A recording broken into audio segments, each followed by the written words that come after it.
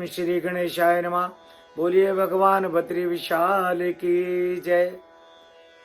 भक्तजनों, भगवान हम पे बहुत दयालु है। मैं इस बात को बार बार कहता हूँ, भगवान हम पे बहुत मेहरबान रहता है, बहुत दयालु रहता है, परंतु उसकी कृपा हम समझ नहीं पाते। कोई दान धर्म पूजा यज्ञ हम तभी कर पाते हैं जब भगवान की इच्छा हो, क्योंकि वह हमारे हाथों से ही पुण्य कर्म कराना चाहता है। अब देखिए ना, महाभारत में क्या था, भगवान स्वयं नहीं लड़ सकते थे युद्ध, परंतु नहीं, उन्होंने निमित्त बनाया अर्जुन को। कहने का तात्पर्य ये है कि जैसे एक ट्रेन है, उस ट्रेन में हम बैठे हैं और हमारी आदत होती है कि खिड़की वाली सीट ढूंढते, हम खिड़की में बैठेंगे, बड़ा अच्छा लगता है, तो हम खिड़की पे बैठ गए। अब आया स्टेशन, स्टेशन आया तो वहां पर भिखारी आना स्वाभाविक है।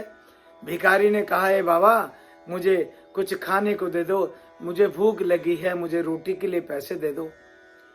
अब उस खिड़की वाले के पास इतने पैसे नहीं हैं कि वो उस भिखारी को दे दे, क्योंकि उसके पास ही इतने पैसे हैं कि वो उतर के ट्रेन से रिक्शा करके अपने घर जा सकता है, बस वह तो नहीं दे सकता।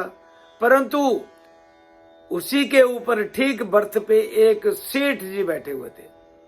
उस सेठ जी ने उस भिखारी की बात सुनी। अब सेठ जी तो खिड़की पे जा नहीं सकते, उन्होंने ऊपर से 50 रुपए का नोट निकाला और उस खिड़की वाले को कहा, ये लो 50 रुपए और उस भिखारी को दे दो। अब हुआ ये कि खिड़की वाले ने ऊपर से वो 50 रुपए का नोट लिया और वो भिखारी को दे दिया।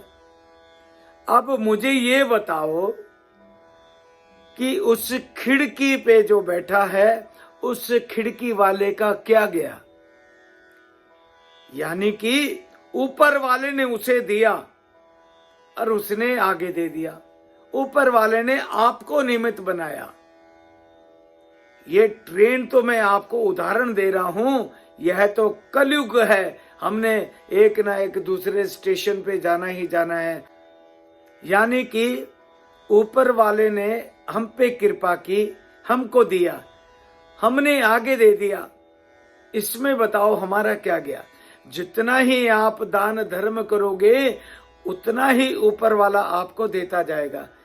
ऊपर वाला देगा तो हम आगे दान धर्म पुण्य करते रहेंगे, और पुण्य करते रहेंगे तभी ऊपर वाला खुश होके आपको देता रहेगा। प्यार से कहिए राधे राधे, राधे राधे। जय बद्री विशाल।